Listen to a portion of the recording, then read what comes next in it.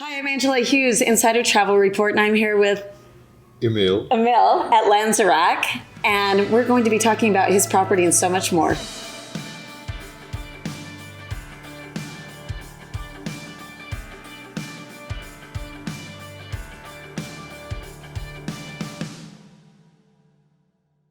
Perfect. Welcome, Angela. Hope you enjoy your time with us. Yeah, I'm so excited to be here. I've been to several other wineries in the area, but this one is absolutely stunning. What makes your property different?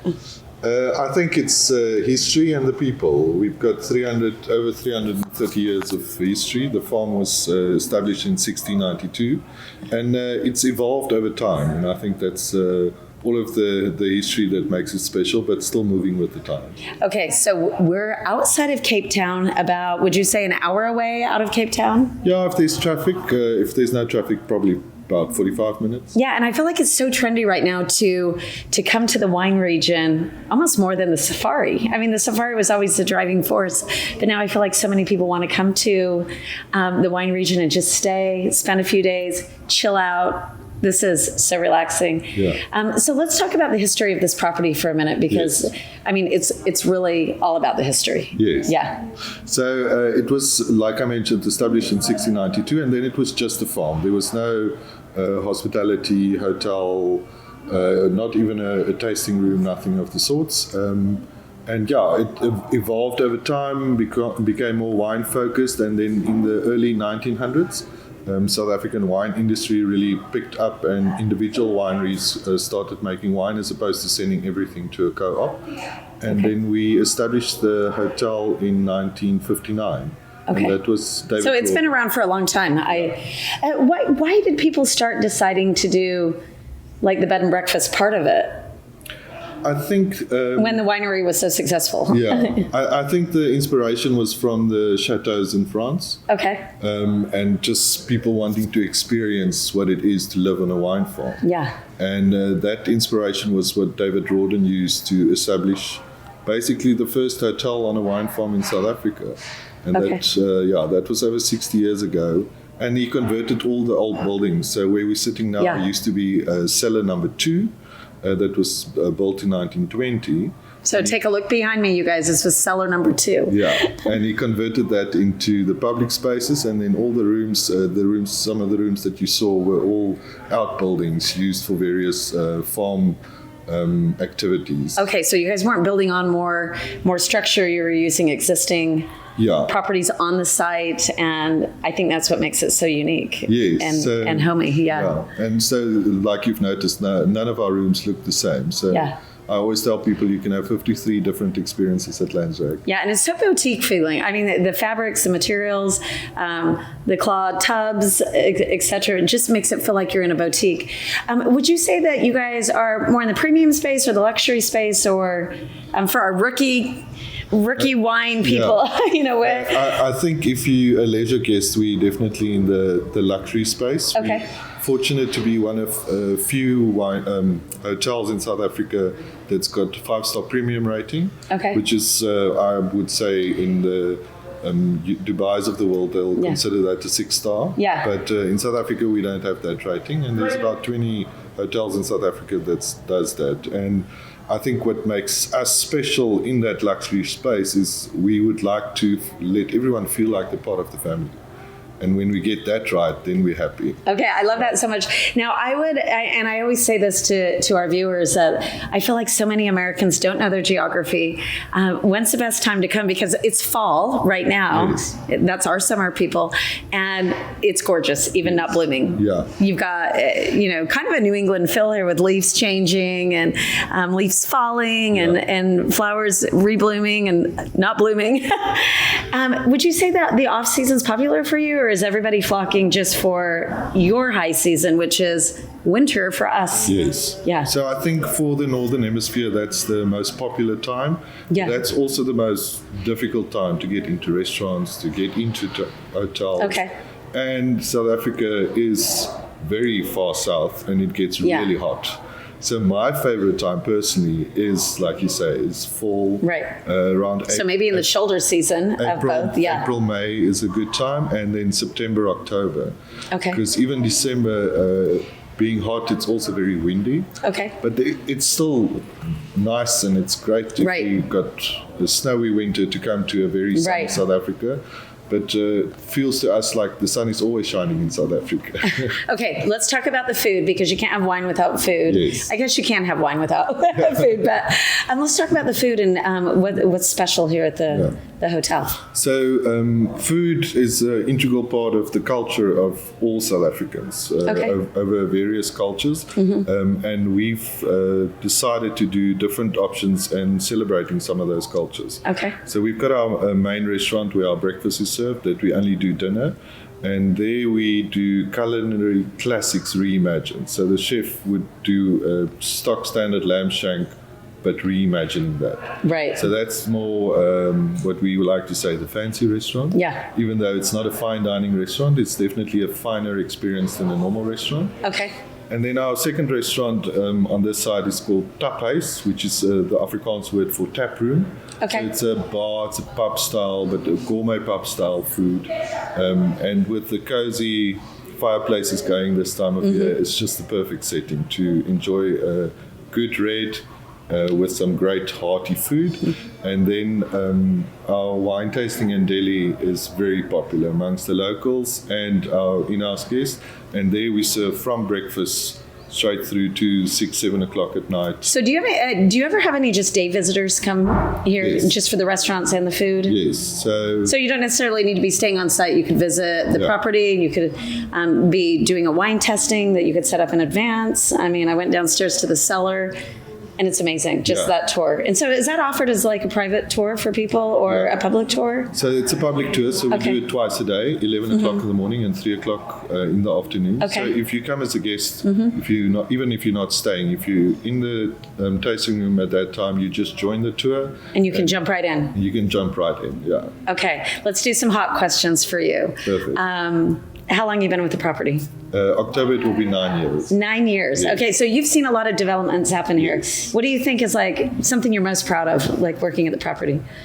It's going to sound like a cliche, but I think eventually getting the team as a team. Okay.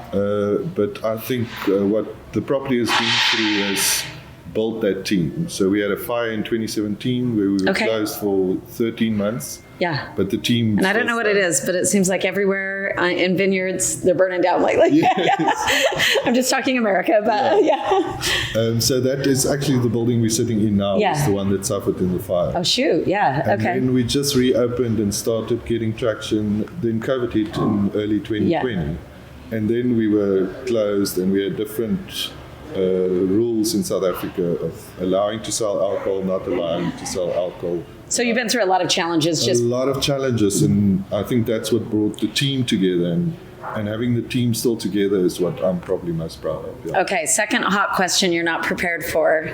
What about, and we're seeing this worldwide, that just the hospitality industry is suffering from lack of service, lack of people returning to work since COVID. Have you guys experienced that at all, or are people pretty eager to get back into it? Or, are you feeling like the oppression of that? Yeah, so our challenge is definitely, I would say, on the middle management side. Okay.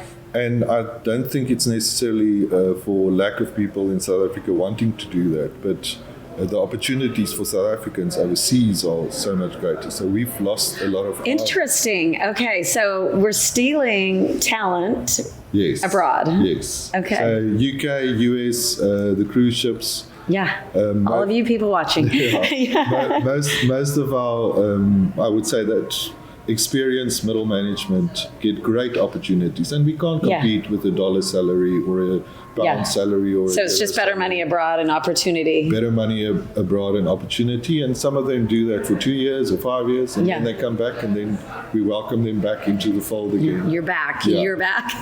We've got some great overseas experience, so please come back and teach us some of what you've learned overseas. Okay, tell me, hot question number 3. What's your wildest kind of story that's happened here in the 9 years that you've been here? Oh, wildest story. Yeah, I mean, has there been something really unique that just stands out? Besides the fire of 2017, probably would be a big one to deal with. I think the wildest story, and I wasn't part of the story, but it got relayed to me by the restaurant manager. Is one of the guests enjoying themselves so much in the bar that they just dropped their pants right there in front of everyone. And I can imagine just with the alcohol flowing here, there's probably some antics. What about let's talk about the trends a little bit. What type of consumer are you seeing that's coming to the Winelands now? Let's talk, because we're mostly U.S. market. Yes. What's the U.S. traveler look like for you right now? The US travelers are interesting. There's definitely been an increase of US travelers. Since COVID or over the last decade? I think since COVID, it started picking up, but because we've been like stop-start with then close for the fire, then refurb, like stop-start for us. Yeah. But after COVID, it was definitely a bigger increase. Our normal market is the UK and Germany, the big markets, but the US has climbed up from number 6, 7, up to number 3. So South Africa is really making a drive to become an inbound consumer here in South Africa. And I've actually seen that with my own agency, that more people are requesting South Africa now, where it used to be maybe more a groups and incentive, which will lead me to the next question. Groups and incentives. Yes. Do you guys host groups and incentives, or what does that look like? Yeah, and that's also definitely on the uptick. Like I said, our normal source markets have been doing that for quite some time. Yeah. But we've been seeing that with the US market as well, where there's starting out the smaller groups, but as they realize it's not that difficult to have a bigger capacity, it's definitely picking up and starting to be part of our fold. And so if somebody wants to do a group, how many rooms do you have again? 53. 53. Would they have to do pretty much a buyout? No, we accommodate, I think with the layout of the property, it's basically these 5 little different sections. Kind of enclaves, yeah. So you can easily do, our courtyard is the easiest one. It's got 15 rooms, so 30 people, easy.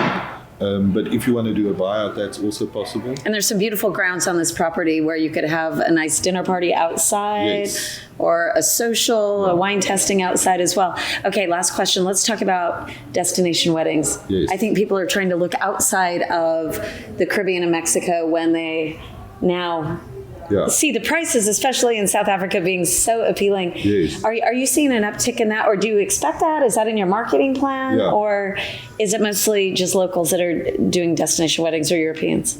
So at the moment, mostly Europeans. Okay. I had some requests, but we've got some beautiful wine farms in the Stellenbosch region. So what we've seen more is people staying with us and going to some of those other places. They don't have accommodation, but they've got beautiful venues. Yeah. But we also do weddings. But because our primary focus is the hotel, is if you do a wedding, you have to do a buyout. Okay. Because we don't so you're doing a buyout, and you're probably bringing your own staff to accommodate the wedding piece, right? Well, we still supply all the staff and we do everything else for you, but because we don't want to disturb someone that's not part of the wedding, that's the reason why we like. Then it's complete buyout on the wedding piece. The hotel, and for that weekend, we'll do everything and anything you want. Yeah. But groups and incentives, you still can separate that out if you just need 30 rooms for that. Yeah. Okay. I love being here with you. This property is amazing. I mean, just looking, if you could see this whole hallway, which we've taken a lot of footage that you're going to be able to look at. Yeah. It's just stunning. And I would say it's boutique leisure at the highest. It's so amazing. Thank you so much. I'm Angela Hughes, Insider Travel Report.